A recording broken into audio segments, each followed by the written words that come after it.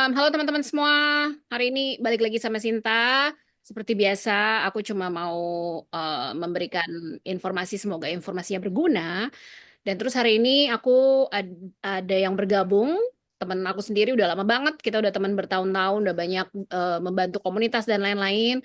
Ini ada Ibu Desi yang adalah interpreter atau penterjemah yang juga certified interpreter gitu. Jadi kita mau ngobrol-ngobrol hari ini tentang persiapan untuk wawancara asylum atau suaka politik. Apa kabar, Des? Baik, teman-teman sesama gilanya. Ya, tapi gila-gila, tapi Gilanya gila baik. Desi cerita dulu deh. Asalnya dari mana di Indonesia, udah berapa lama di Amerika, terus kok bisa akhirnya jadi penterjemah gitu. Tahun 2000 aku datang. Ya, kerjalah biasalah, lompat-lompat, kerja di laundry, kerja jadi waiter. Tapi waktu itu kan pengacara aku, lawyer aku, itu actually yang bantu aku untuk dapetin surat-suratnya. Dia tuh butuh bantuan, katanya banyak klien Indo waktu itu kan. Hmm. Mereka butuh terjemah. Terus akhirnya manggil aku setelah surat-suratku keluar, dia manggil aku suruh bantu dia. Terus Hmm. akhirnya aku jadi asisten dia dan pada waktu itu kalau nggak salah tahun 2003 sampai 2005 aku sama pengacaraku itu. Waktu itu kan aku bantuin dia, terus dia juga yang bantuin aku untuk ikut course dapat certified immigration. Jadi sudah sejak tahun 2004 aku itu ada certificate for immigration itu. Hmm. Aku keluar masuk sidang segala macam. Cuman tahun 2005 aku keluar dari dia, aku keluar karena aku hamil. Dan waktu itu aku juga nggak bisa nahan stres sama sama dia. Satu hal lagi itu karena aturan imigrasi itu nggak pernah bisa stabil. Ya, Like betul. you read the book like this thick, oke? Okay? Berusaha mempelajari, berusaha ingat, terus ngasih tahu klien, ngasih tahu ini kan, ini gini gini gini gini. 3 bulan kemudian semua sudah berubah. Yang 3 bulan lalu ini boleh, sekarang sudah nggak boleh. Betul sekali. Belajar lagi segini tebelnya lagi, pusing kepala. Udah Ya. gitu belum lagi protes-protes dari klien-klien yang maaf ya, sesama Indonesia semoga nggak ada, tapi saya itu bolak-balik di maki-maki sama klien yang dari dulu di tempat pengacara aku, katanya yang sama-sama orang Indo, kamu tuh ngasih tahu tuh mencela-mencele, kemarin katanya boleh, hari ini sudah nggak boleh. Aku jadi akhirnya aku keluar karena aku hamil, takutnya ada apa-apa sama kehamilanku Nah, gitu. stres ya jadinya ya. Padahal So, Padahal kan peraturannya yang buat bukan Desi gitu. Padahal peraturan itu dari pemerintah, gitu. Pemerintah Amerika, ya kan? iya, tapi mereka tuh kadang itu nggak mau tahu, Sin. Kadang itu mereka tuh mikirnya, kamu itu yang mencela-mencele karena kamu kemarin kasih tahu aku gini, tapi sekarang kamu sudah berubah lagi. Padahal kan itu peraturan yang baru keluar dan aku harus kasih tahu. Terus aku mau ngomong apa gitu Ya, loh. ya, ya. Jadi sekarang nih lagi ramai banget ya kasus, bukan kasus sih sebenarnya banyak memang yang apply asylum. Jadi apapun Mhm. urusan itu bukan urusan kita gitu kan. Jadi terserah teman-teman mau apply, bukan urusan Desi yang jadi interpreter. Dan saya juga udah pernah menerjemahkan di pengadilan. Benar-benar itu kita nggak ngobrol ya sama klien. Jadi benar-benar kita Nggak boleh. terjemahkan langsung ke hakimnya gitu loh. Jadi Mhm. hakimnya nanya, kita jawab dalam bahasa Inggris. Hakimnya nanya dalam bahasa Inggris, kita kasih tahu ke kliennya dalam bahasa Indonesia. Jadi bener-bener harus direct. Kita nggak boleh kayak nanya ke kliennya, gimana rasanya? Nggak boleh, bener-bener ya. Harus Iya. bener pokoknya Dan jadi langsung gitu. kayak robot. Ya. Tidak boleh ada the third person juga. Jadi harus orang pertama. Mm-mm. Nah, jadi memang em, nggak gampang awal-awal tuh kalau interpret tuh memang agak susah ya, karena kadang-kadang kita mikirnya kayak ngobrol sama teman, sama-sama orang Indonesia, padahal nggak begitu caranya. Nggak bisa. Waktu itu dulu kan aku juga sering keluar masuk sidang sama sama lawyer aku. Mm-mm. Kadang kalau aku pas dapat panggilan, karena aku dulu juga kerja dalam imigrasi, kalau pas ada panggilan aku sidang, eh, aku nggak sama lawyerku, tapi aku izin untuk langsung ke sidangnya imigrasi, jadi penerjemah di sana. Tapi kalau pas nggak ada panggilan, aku tuh biasanya sama lawyerku gitu loh, ke sana, ikutan ke sidang. Mm. Nah, waktu itu tugas aku tuh sebenarnya cuma ngecek penerjemah lainnya itu bener apa enggak nerjemahinnya. Karena ada kejadian, Sin, kayak gini contohnya, aku lupa persisnya. Tapi sekarang dia tuh ngomong kliennya yang orang Indo ini ngomongnya bener. Tanggal 12 Desember 1987. Bener kan? Terus penerjemahnya itu ngomongnya bukan 12 Desember 87, tapi 12 Desember 82. Dalam bahasa Inggris, December 12, 1982. Ya. Aku sudah waktu itu, loh, aku kok lain? Aku gitu kan. Terus habis itu akhirnya seperti aku balik lagi hakimnya pertanyaan ke pertanyaan yang sama setelah beberapa lama balik lagi ke pertanyaan itu. Nah, this time penerjemahnya ngomongnya benar. December 12, 1987. Nah, otomatis karena hakim itu percaya dengan penerjemah kan, dia ngomong sama itu penerjemahnya. Kok tadi kamu jawabnya 82, sekarang kok 87 yang benar yang mana? Padahal kliennya itu benar jawabnya, penerjemahnya yang keliru. Ya. Gitu loh. Ya, ya. Waktu itu akhirnya aku kan keluar, terus aku langsung tegur dia. Aku bilang sama dia, kalau kamu memang nggak bisa menerjemahkan secara benar, mendingan kamu jangan jadi penerjemah. Kalau kayak gini caranya kamu jatuhin klien dong. Ya. Minta maaf katanya. Nah, sekarang mungkin kita bisa bahas nih. Jadi ada orang-orang yang udah sidik jari, ya kan udah dapat SS, sudah dapat work permit, terus kemudian dia dipanggil untuk interview, untuk wawancara. Biasanya apa aja sih mungkin dimulai dari dokumen atau surat-surat apa aja yang harus disiapkan oleh si klien ini? Yang penting itu dokumen itu semua memang sudah submit ya. Pada waktu kamu nge-apply kan semua sudah submit. Cuman kadangkali mereka itu masih minta. Sometimes mereka nggak minta, tapi sometimes mereka minta. So just in case, kalau mereka minta lagi untuk membuktikan apakah yang mereka punya di file dengan yang mereka bawa ini sama atau tidak, kadang tuh mereka mencocokkan. Jadi apapun yang kamu file kayak akte kelahiran, akte baptis, akte nikah, atau akte cerai, itu semua harus kamu bawa lagi dalam bahasa Indonesia dan dalam bahasa Inggris dua-duanya. Itu semua harus kamu bawa. Terus kalau misalnya mereka sudah melampirkan bukti-bukti, bukti-bukti itu pun harus diperkuat dengan yang kamu bawa sendiri. Jadi kalau misalnya sekarang itu kamu ini ngomongnya misalnya ya, kamu dulu dianiaya sama di Indonesia oleh pihak Muslim, ngomonglah ya kan. Terus kamu masuk rumah sakit. Kamu kan pasti ada surat rekod dari rumah sakit. Ya itu kamu harus bawa juga. Atau kalau kamu lapor polisi, kamu bawa itu laporan dari polisi. Affidavit-nya itu adalah surat pernyataan tentang kejadian, istilahnya kalau orang Indo bilang cerita apa saja yang kamu alami. Itu harus sesuai dengan hasil laporan dari polisi, hasil laporan dari rumah sakit, itu juga. Tapi yang biasanya dimasukkan itu adalah affidavit. Yang bukti-bukti itu biasanya menyusul dibawa pada waktu kamu interview. Oke. Dan jadi affidavit itu yang dikirimkan bersama dengan aplikasi dan data-data dokumen-dokumen yang dikirimkan. Tapi masalah foto, masalah laporan rumah sakit, itu tuh nanti biasanya itu diserahkan pada waktu interviewnya.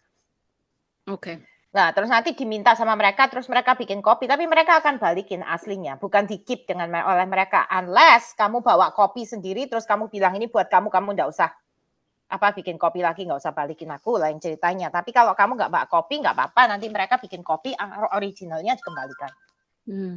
Nah, terus kalau misalnya persiapan seperti itu, ada nggak seperti tips sebaiknya berpakaian seperti apa? Terus apa lagi yang harus dipersiapkan selain mungkin si dokumen-dokumen itu? Masalah pakaian, yang penting formal, baik, rapi. Itu. Jangan acak-acakan. Jangan pernah pakai celana pendek ya kalau interview ya. Jangan pernah pakai celana pendek atau kaos oblong. Sandal oke, tapi kalau bisa sepatu. Karena mereka akan melihat semuanya. Jadi penampilan kamu apa semua dilihat. Tapi juga nggak perlu over sampai pakai jas segala, nggak perlu. Ya pokoknya rapi lah gitu ya, rapi.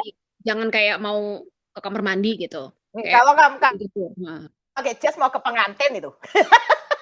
Iya makanya. Nah terus jadi seperti itu.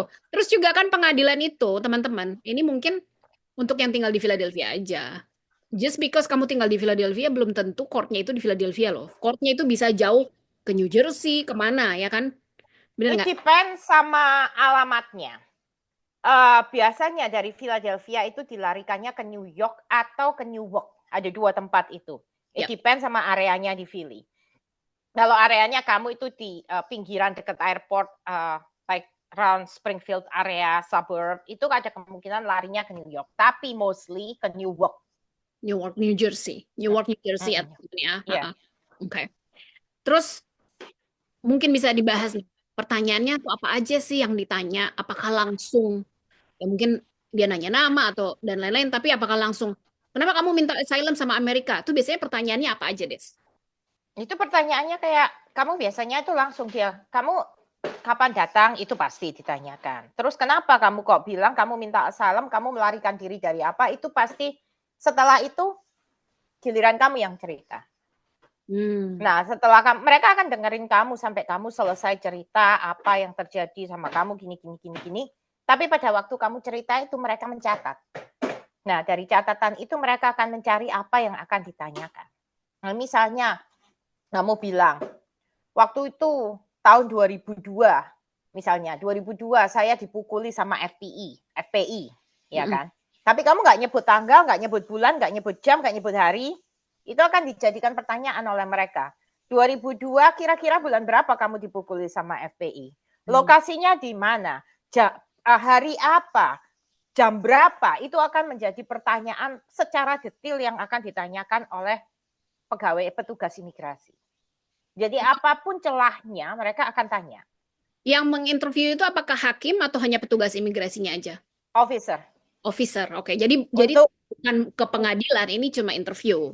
ini initial interview itu sama officer. Oke, oke. Jadi supaya teman-teman tahu ya. Jadi mungkin nggak perlu gugup gitu loh. Kalau kalau kalian memang memberikan informasi yang benar dan kalian memang mengalami, ya diceritain aja gitu apa pengalamannya. Gitu. Iya, iya. Kalau misalnya kamu dilempar kulit telur apa segala perlu cerita nggak apa-apa. Mungkin kamu nggak akan ada bukti masalah itu.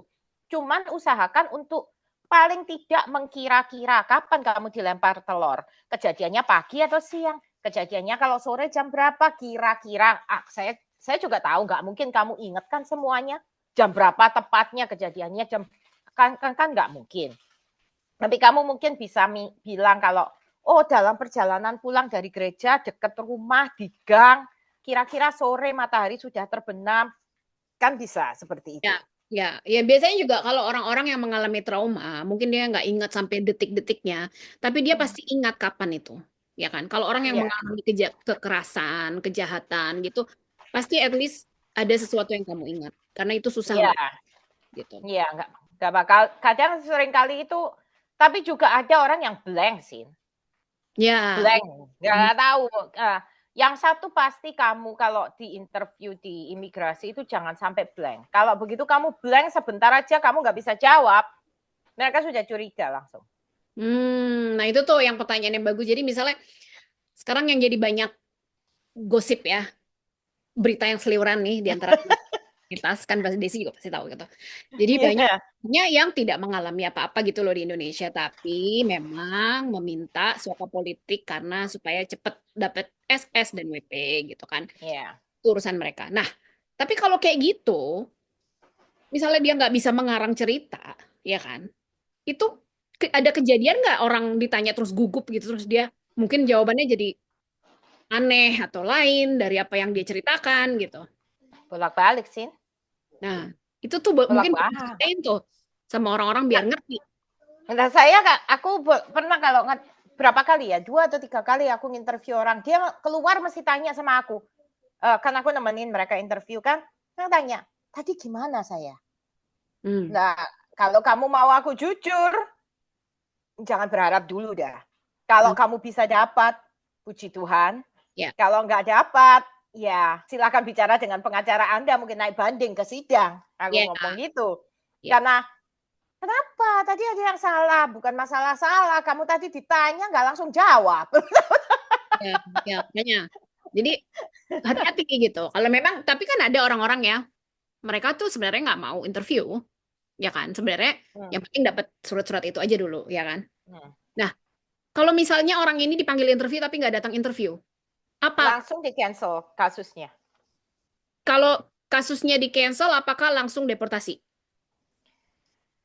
Kamu akan dikirimin surat dulu untuk masalah cancellation itu. Kenapa kamu dikasih reason, kenapa kamu miss. Itu biasanya surat itu akan datang dalam within a week, dalam waktu seminggu. Sebelum 1 minggu itu kamu sudah surat itu datang, kenapa kamu gak datang interview. Dan you have to have a reasonable excuses for that. Like, kamu gak bisa bilang lupa. Begitu lupa, kamu sudah tidak, istilahnya kamu akan di-ban, sudah nggak boleh untuk masukkan aplikasi lagi dan mereka akan nggak kasih reschedule lagi. Kalau kamu bilang misalnya, kayak aku lah ngomong, jatuh dari tangga, kakiku patah, nggak bisa datang. Itu kan terus nanti kan ada bukti dari rumah sakit. Yes. Nah, itu mereka akan ngasih reschedule karena itu memang benar-benar excuse yang reasonable gitu loh. Atau kemungkinan nggak minta kalau bilang, mamaku meninggal, gitu. Mamaku meninggal, aku nggak bisa datang karena aku berkabung, aku harus ke funeral. Oke, itu reasonable excuse. Ya, Tapi jangan bilang aku nggak datang karena kucingku mati. Lah, itu bukan. bukan reasonable excuse. Kalau misalnya dia pindah rumah terus dia bilang, oh aku nggak dapet suratnya gitu, kan pasti ada tuh yang kayak gitu. Ada, tapi mereka nggak akan percaya. Iya, soalnya kan if you change your address, kalian harusnya memberitahu Dan ke. juga biasanya email juga ngasih notification. Oke, jadi email ya, inget ya teman-teman ya, email dan dikirimkan ke rumah. Dan kalau memang kalian pindah alamat, kalau punya lagi ada kasus atau yang in progress, itu harus ngasih tahu ke USCIS memang. Kalau pindah alamat, itu peraturan. Yap, harus. Mm-mm. Kamu punya waktu within 30 days untuk ngasih tahu Hmm. ganti alamat. Terus kalau misalnya panggilan interview itu biasanya notifikasinya dikasih tahu berapa lama sebelum si interview itu sendiri, kira-kira Even atau ya, biasanya sih cuma 1 bulan udah oh, datang kamu. oh, Iya. jadi maksudnya Tapi ada juga sih kalau aku yang bantuin nerjemahin affidavit sama dokumen-dokumennya itu dia nge-apply itu sudah sejak tahun lalu, bulan September kalau nggak salah. Sampai sekarang belum ada panggilan juga. Tapi kalau dilihat kasusnya masih pending. So, I don't know. Nggak bisa ngomong. Itu tergantung sama, I think tergantung sama si kantornya sana. Aku ya, juga nggak ngerti ya. ya, lagian sekarang juga katanya lagi banyak backup ya. Like backed up semuanya itu sekarang. Iya. Ya pokoknya lagi sangat sibuk lah mereka. Cuman aku mau ngebahas yang tadi Des, yang tadi kita bahas sebelum kita rekam. Hmm. Pertanyaan itu bisa diulang-ulang. Ya, seperti Iya yang nggak? aku tadi aku ngomong juga hakimnya tadi. Heeh. Mungkin Jadi, diceritain lagi. ya, Simple gitu. Bisa aja diulang-ulang tuh. pertanyaan itu sebenarnya simple. Kayak seperti yang tadi aku bilang sama kamu, contohnya ya kan. Kemarin kamu bangun jam berapa? Kamu bilang jam 8 pagi. Satu pertanyaan, satu kalimat pertanyaan. Kemarin kamu bangun jam berapa? Nanti akan ada pertanyaan lain. Nanti balik lagi ke sana. Jam berapa kemarin kamu itu bangun? Pertanyaan sama, intinya sama, kalimatnya berbeda. Hmm. Kalau kamu benar, kamu harus jawab pertanyaan yang sama. Terus akan lagi, nanti pertanyaan lagi. Kemarin kamu tidur sampai jam berapa? Sama lagi pertanyaannya, cuman kalimatnya yang lain. Ya, Dan itu kamu harus konsisten memberikan jawaban yang sama. Jangan sampai memberikan celah untuk membuat mereka itu percaya bahwa kamu itu bohong. Karena iya, kamu begitu bohong, mereka sudah ngelihat kamu bohong. Mark. iya. Selesai. Buat mereka jadi kayak meragukan gitu ya, meragukan Ya, betul. alasan kamu minta asylum. Terus kalau interview asylum itu kira-kira berapa lama biasanya?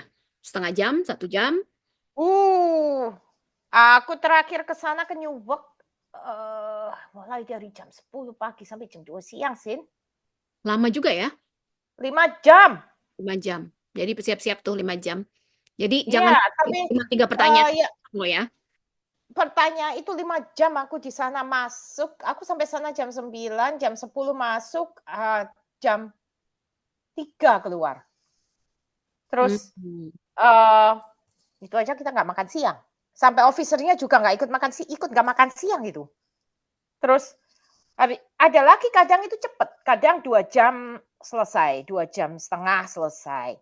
Tapi nggak pernah ada 1 jam. Nggak pernah. Karena mereka akan selalu berusaha untuk mencari celah ke kamu.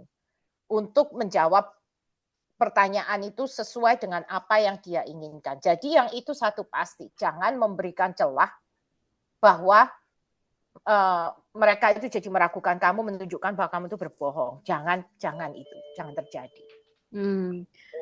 Sekarang kemarin kan aku banyak posting ini ya, memang tentang soal politik. Jadi memang saat ini kalau si orang itu mendapatkan green card dari soal politik, memang dari KJRI itu dicap, ada capnya, dibilang bahwa orang ini meminta permohonan soal politik kepada pemerintah Amerika Serikat seperti itu, gitu. Nah, Paspornya ya. paspornya. Jadi paspor ya, bukan SPLP. Yang menjadi banyak komen dari orang-orang itu kayak gini, Des. Ngapain sih? Indonesia kan aman-aman aja. Ngapain sih minta-minta asylum gitu? Nah, alasan asylum tuh biasanya apa sih gitu? Dari yang diminta sama teman-teman kita itu. Kalau kamu minta masalah swaka untuk masalah political ya. Bentar, Des, kok Itu agak terjadi seperti kita lah, kamu. bentar agak hang ininya, bentar. Dengar? Enggak, Oke. cuman video kamu agak hang tadi. Aku punyamu nggak lancar sih. Seperti yang kita alami tahun kamu sama aku dulu tahun 98 kita berdua juga ngalami kan, Sin. Itu kan political. That's political. That's based of the political. Nah, kalau kamu secara individual seperti yang barusan saya kirimkan sama teman aku, masalah kejadian di Bangka kalau nggak salah atau di Tangerang aku lupa, yang pemakaman umum yang ada salibnya dihancurin semua. Itu baru kejadian 2 hari yang lalu. Jadi pemakaman kubur-kubur yang ada salibnya, yang ada tanda salibnya hancur semua tahu-tahu pagi itu. Tapi yang lainnya aman. Nah, kalau kamu mau menggunakan hal-hal yang seperti itu memang rasial, benar rasial, ya kan? Cuman masalahnya kamu tahu sekarang di Indonesia ini sudah tidak ada like besar-besaran seperti itu. Kalau kamu mau menunjukkan individual, halo, no, Christian datang. Lagi video sama Tante Sinta, Mama. I'm recording. Hai Tante. So kayak kemarin itu, kalau kamu mau menggunakan kata rasial, oke, that's benar, based of the rasial. Tapi apakah kamu ada buktinya bahwa kamu itu mengalaminya? Ataukah kamu hanya cuman takut saja? Nah, kalau misal pun takut, itu yang akan jadi pertanyaan juga. Karena pernah ada kejadian orang cuma bilang takut, tapi tidak ada kejadian bahwa dia itu terkena penganiayaan atau dibully. Nggak ada. Nah, ketakutan itu mereka itu punya bantahan sih. Apa yang kamu takutkan? Pemerintah Indonesia sudah memberikan perlindungan kok kepada kalian. Mereka selidiki loh sampai itu. Ya, betul. Mereka selidiki sampai di situ. Kamu tidak perlu takut selama kamu tidak mengalaminya. Benar, itu terjadi. Benar, gereja dibakar. Tetapi kan kamu, hukum Indonesia membantu kamu untuk menangkap orang tersebut, memberikan hukuman, itu akan jadi semuanya. Dan kemarin juga ada orang yang tahun lalu kalau nggak salah bulan summer tahun lalu aku bantu nerjemahin orang itu, dia nyebut masalah FPI. Tahu loh orang imigrasi masalah FPI, dia bilang FPI sudah nggak ada. Jadi jangan sampai kamu itu menyebut hal yang ya itulah seperti yang aku ngomong, berikan bukti untuk menunjukkan bahwa kamu nggak bohong. Betul gitu loh. Sekali. Jadi itu contoh yang bagus ya. Jadi memang ada insiden-insiden kecil tuh ada gitu. Tapi mungkin kalau tidak terjadi langsung dengan kamu, itu tidak bisa menjadi bukti yang kuat. Nggak bisa. Asylum. Nah, salah satu yang aku sering bahas sih soal LGBT ya. Kalau LGBT itu memang cukup kuat sih menurut lawyer karena memang pemerintah Indonesia juga tidak memberikan perlindungan khusus untuk untuk LGBT LGBT. community. Jadi itu memang walaupun memang tidak terjadi kepada kalian, tapi kalau kalian adalah kaum LGBT, itu masih bisa minta asylum. Karena memang secara sistematis atau secara hukum memang tidak dilindungi. Gitu. Ya, Itu betul. Itu salah satu pengecualian tuh salah satunya itu. Tapi kalau yang lain-lain itu agak susah untuk dibuktikan sih memang.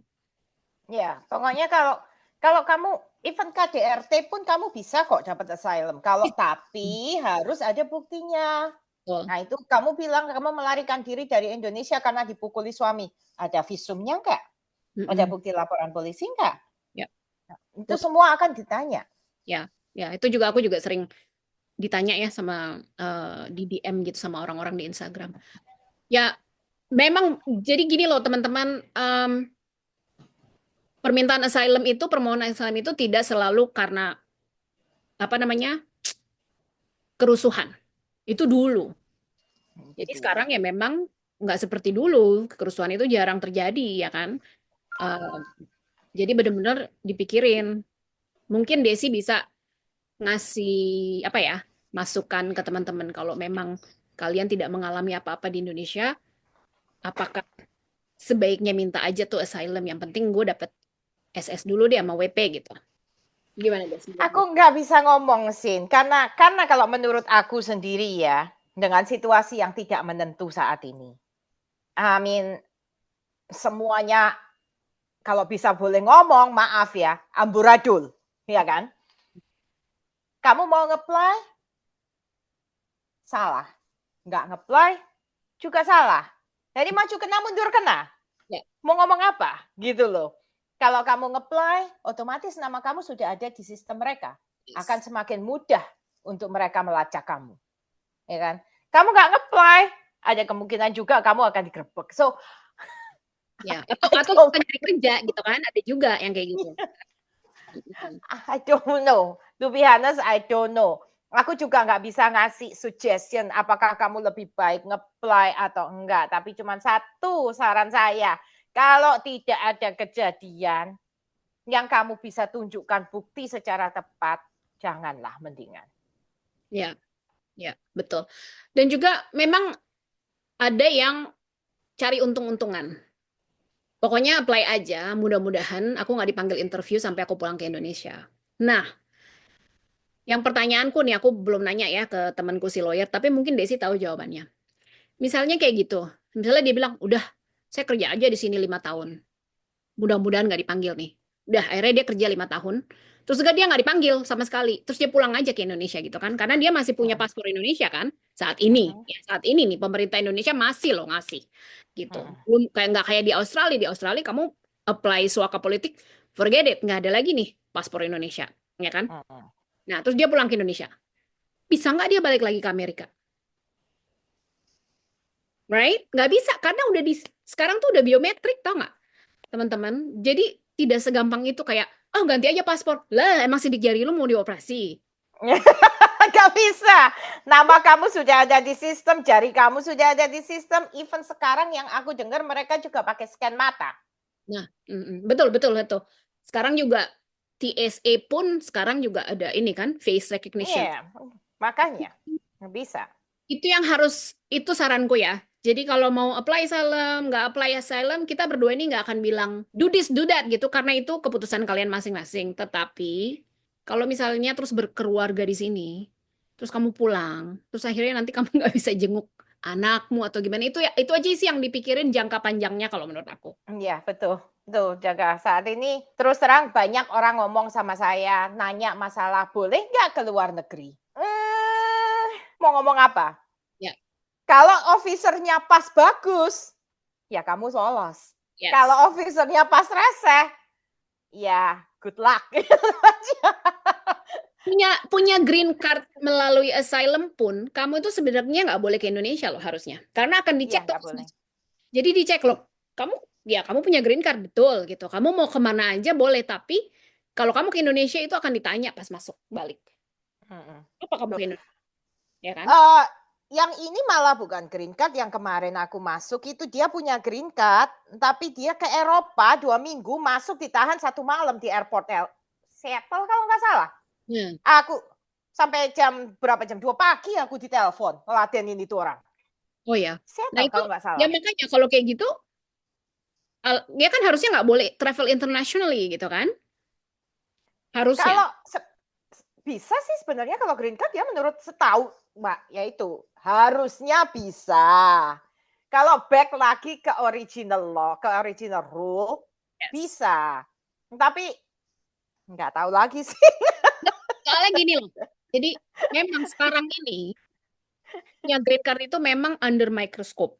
Benar-benar saat Hmm. ini dengan administrasi yang sekarang ya, dengan presiden yang sekarang itu memang seperti itu karena memang mereka punya kuota untuk bisa mendeportasi orang. Jadi kesalahan yang kecil-kecil pun itu akan dilihat sama dia. Sebenarnya ini orang bisa dideportasi nggak gitu, atau ini orang ini bisa nggak dicabut green card-nya. Itu memang benar kejadian itu banyak saat ini. Mungkin akan Hmm. berubah lagi kalau mungkin presidennya udah ganti, mungkin berubah lagi. Tapi for right now, kalau saran aku sih udah Stay mending low. ya adem Stay ayam low. aja dulu di sini kerja ya Nggak kan. usah jalan, nggak usah pergi. Itu yang aku kasih tahu juga sama siapa, kemarin ada orang yang ngomong-ngomong sama aku karena dia bilang katanya anaknya yang di Indonesia sakit. Dia dapat green card dari menikah dengan orang sini, ya kan. Dia mau pulang ke Indonesia, aku cuma bilang, sakitnya parah nggak?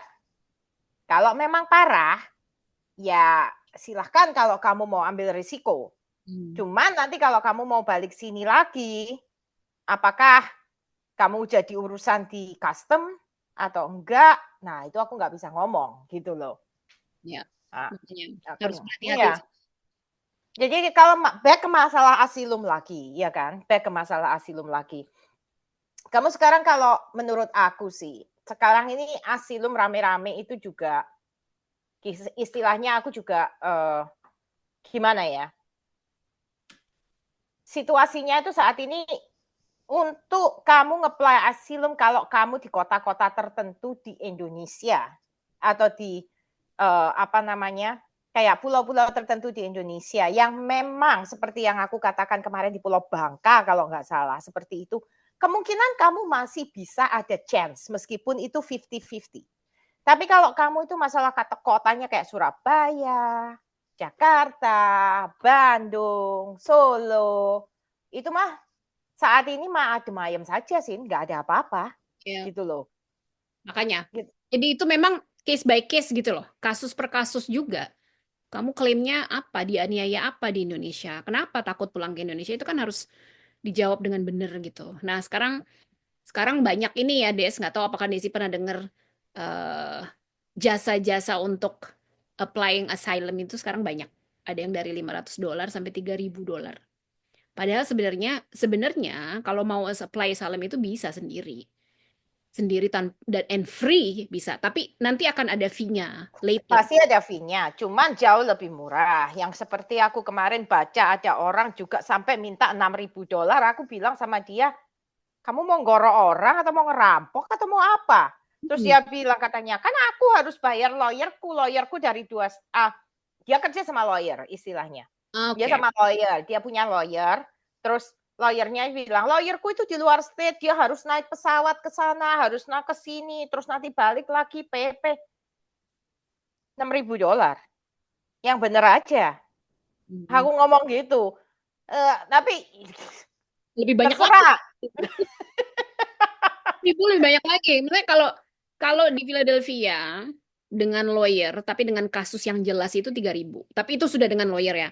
Tapi ada Hmm. yang orang bukan lawyer, dia cuma membantu mengisi aplikasi itu dari 500 sampai 3.000 gitu loh. Ya. Aku bantuin orang isi aplikasi bolak-balik. Mereka itu cuma bayar jasa aku untuk nerjemahin affidavit sama dokumen mereka, Sin. Hmm. Cuman masalahnya kan uh, seringkali aku itu minta tolong sama bekas bosku karena aku masih hubungan baik dengan dia. Ya. Meskipun apa namanya aku sudah nggak kerja sama dia, tapi aku masih hubungan baik dengan dia. Jadi kalau ada apa-apa tuh aku langsung SMS dia, "Hey Ray, ini gimana nih?" Aku langsung tanya dia gitu. Jadi Ya. kalau misal pun ada apa aplikasi yang aku harus bantu ngisi, misalnya kayak Asilum atau sponsor untuk anaknya, aku selalu bantuin ngisi, tapi habis itu aku tanya sama lawyerku, ini bener nggak, kurang apa, kurang apa, kurang apa. Tapi Hmm. mostly kalau mostly karena aku sendiri juga sibuk ya, aku banyak video assignment in person, jadi aku seringkali itu langsung refer ke bekas bosku kalau ada apa-apa. Ya. Kamu langsung kontak, nanti kalau kamu nggak bisa hubungin dia, kamu telepon aku teleponin dia. Aku biasanya gitu. Tapi kan nggak Soalnya aku udah nggak terima apa-apa, kecuali uang. uang apa Aku nggak terima apa-apa. terima, nggak sampai 3.000. Enggak, aku cuma terima uang translate. Kalau aku terima uang translate-nya, dokumennya. Aku terima dokumen-dokumennya itu aku translate karena begitu aku selesai, aku langsung send semua email ke bekas bosku itu. Jadi semua kalau kalau sama bekas bosku itu biasanya orang yang ngurus di sana ketemu kan, terus ngisi aplikasi itu yang ngisi bosku, bekas bosku. Aku nggak ikut-ikut gitu loh. Tapi Uh, nanti begitu, Sin, you stop, I'm you here. liking. Oke, Kayaknya ya, koneksi. oke, udah jalan lagi. Terus iya koneksinya kayaknya. Terus kalau kalau bekas bosku itu sudah terima aplikasi dan siap kirim, dia biasanya kontak aku. Butuh ini, akte lahir, punya anak, punya istri, akte nikah, akte baptis, apa-apa. Terus aku kontak orangnya kirim ke aku lewat email. Terus aku terjemahin, stamp notaris, langsung email ke bosku, bekas bosku itu. Jadi aku kontak sama bosku itu usually via email. Everything I send through the email. I never go to Center City. I hate going to Center City. Okay, so aku aku bilang sama bosku, Ya, aku nggak mau ke kantormu. Aku nggak mau ke kantor. jadi bekas bosmu itu kan juga lawyer, right? Immigration Uh, lawyer. So obviously itu kan jelas gitu loh. Tapi kan ada orang-orang yang tidak jelas. Maksudnya kita nggak akan membahas itu ya. Cuman teman-teman hati-hati aja, hati-hati deh gitu. Karena ini kan suatu investasi. Investasinya bisa 500.000, $500, ada yang 1.000, ada yang 3.000 gitu. Jadi mungkin dipikirkan baik-baik aja. Apapun apa ya, whatever your decision, apapun keputusan kalian ya siap dengan resiko nantinya gitu loh. Whatever the risk gitu. Ya mungkin itu aja dulu. iya, Jangan lupa pokok Ibu Desi juga bisa membantu translation dokumen ya. Kayak akte-akte itu bisa. Cuman dia ini sibuk banget gitu. Jadi kamu hubungi dia belum tentu dia, dia bisa bisa dikerjain. SMS dulu pokoknya. Tapi jangan jangan kalau aku bisa ngerjain kayak barusan aku terima ini dari Gapura juga ini tiga lembar dokumen, aku bilang kasih aku waktu 1 minggu ya. Ya, makanya. Mm-mm. Ya, memang. Karena aku juga harus kontak notarisnya juga gitu loh untuk minta Tapi stamp jangan dan lupa apa lain-lainnya. Gapura juga ada notaris Des, jangan lupa ya. Jadi kamu juga bisa dinotarize sama si Michi di Gapura kan, gitu. So you can also do Oh that. bisa ya? Bisa daripada jadi kalau udah Oh, oke, translate, good. langsung aja ke Gapura. Kan you help Gapura. Jadi si Michi juga we train her gitu. Gapura actually send her to get not Ya itu dari Michi. Dari ya Michi yang kirim ke aku. Oke, oke, bisa. aku. Oh aku nggak tahu malah. Nah, Habis lama. ya sekarang Nah, kamu kan? gitu. Jadi untungnya di Philadelphia tuh kita komunitasnya cukup dekat ya, cukup dekat. Satu sama lain, iya. Jadi kita bisa saling bantu dengan community leader lainnya, kita saling membantu juga pastor-pastor, juga teman-teman di masjid. Em, nggak tahu kalau di tempat lain ya. Dan rumah kita nggak berjauhan banget sih gitu. Terus ada Gapura juga sekarang yang bisa membantu kalau memang ada teman-teman yang butuh bantuan. Cuman yang aku mau saranin ke teman-teman nih yang suka nge-DM Gapura dan aku gitu, atau mungkin nanti akhirnya jadi nge-DM Ibu Desi, Udah bolak-balik sering kali ya. sering ya. Makanya aku juga cuman teman-teman kebanyakan kasus kalian itu lebih baik kalian ngobrol sama lawyer. Karena kita bisa memberikan masukan, tapi kita tidak bisa memberikan legal counsel atau saran secara hukum gitu loh. Iya, Lebih betul, baik betul. lawyer tuh lebih ngerti celahnya tuh di mana gitu. Iya, memang dan mereka punya kontak orang dalam, Sin. Mereka Betul. ada orang dalam yang bisa dihubungin. Hmm. Betul Kita sekali. nggak bisa.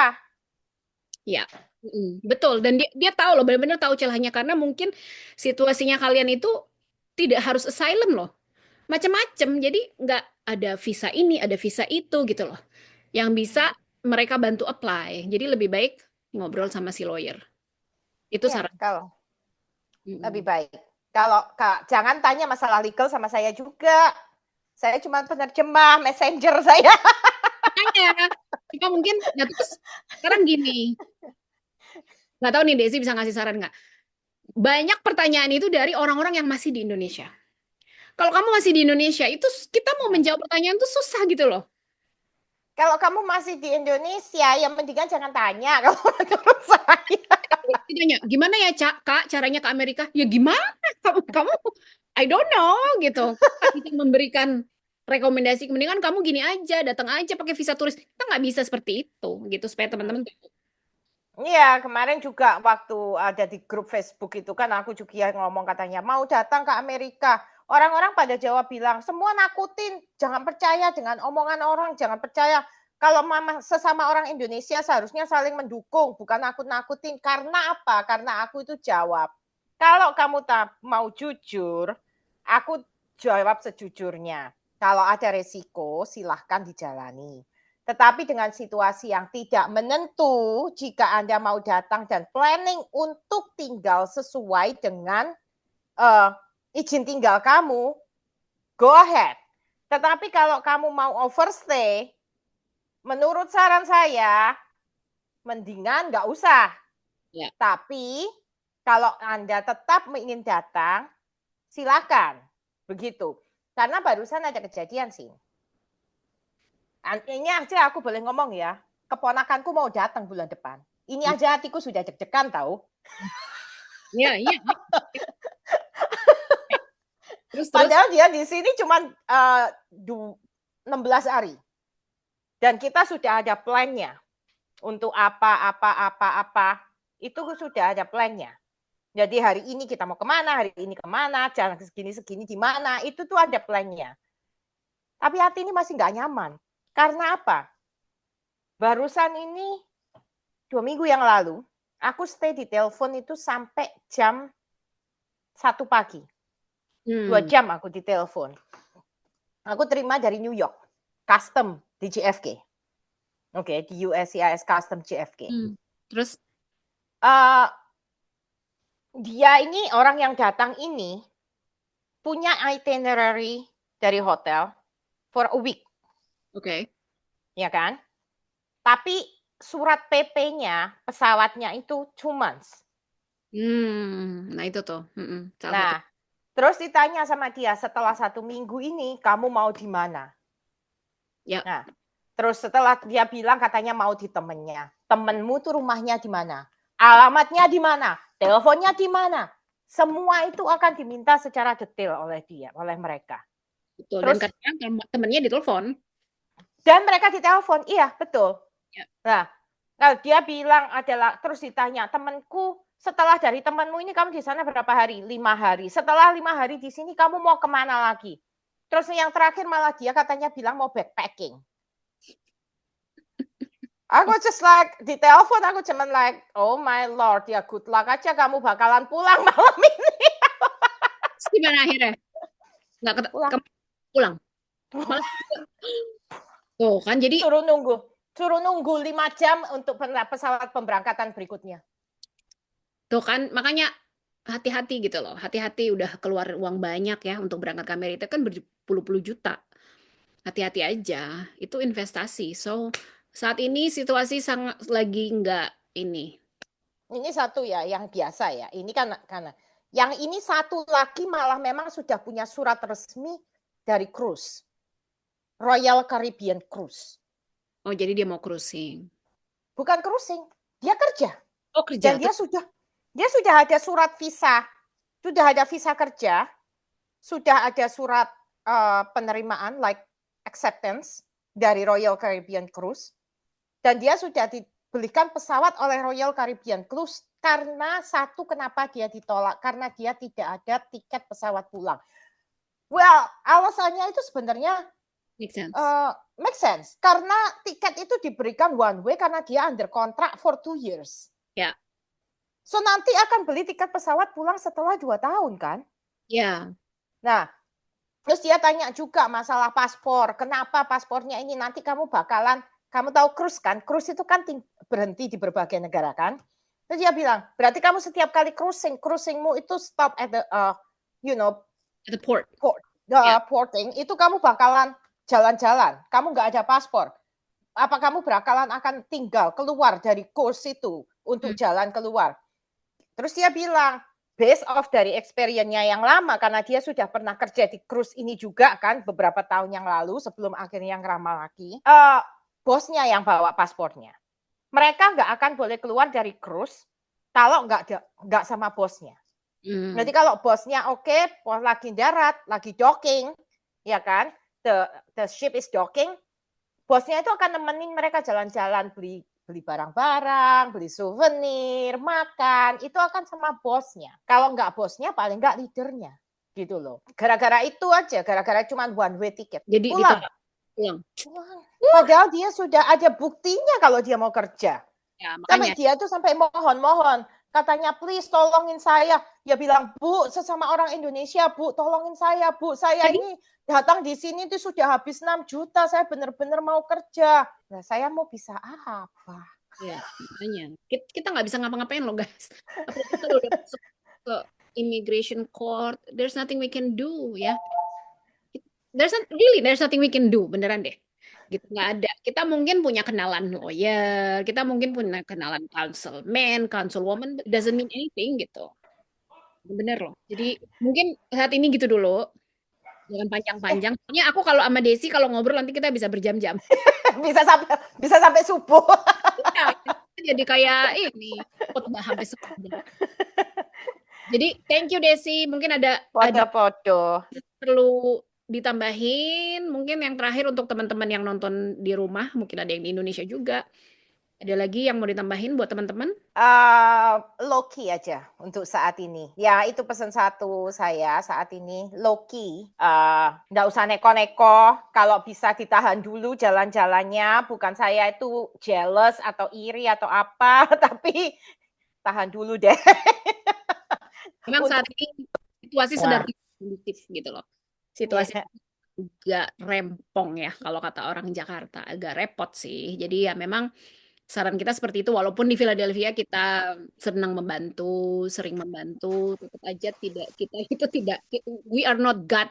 Kita bukan Tuhan. Jadi kita hanya membantu sebatas manusia yang aja. kita bisa. Dan juga kalau telepon ke saya jangan asal telepon aja karena saya nggak ngangkat nomor telepon tak dikenal. Jadi tolong SMS dulu dan begitu saya nanti ada waktu saya akan balas. Ya. Tapi jangan maksa. Kalau saya nggak bisa jangan dipaksa. Ya, terus juga teman-teman yang suka minta saya masukin ke grup Gapura, saya tidak punya hak untuk masukin orang ke grup Gapura, harus nanya sama Gapura ya. Gitu. Jadi kita berdua ini hanya bisa membantu sebisa mungkin gitu. Jadi teman-teman mohon maaf kita berdua juga kerja full time and moms. Kita berdua ini punya anaknya Desi berapa Des? 4. Anaknya Desi 4, anakku 5 walaupun sebagian udah besar.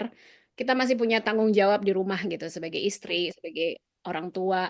Jadi kalau kita nggak menjawab WhatsApp kalian secara cepat atau DM-nya, ya maaf aja karena memang banyak yang dibantu dan teman-teman di Philadelphia ini banyak yang kita bantu langsung instead of jawabin pertanyaan-pertanyaan dari Indonesia atau dari state lain. Yap, yap. Ya, jadi semoga informasinya berguna. Semoga teman-teman sehat, aman, tentram selalu. Nanti kita balik lagi ngobrol-ngobrol sama Desi nanti mungkin dengan topik yang lain. Oke, thank you Sin ya. Bye. Have a good night. Bye-bye.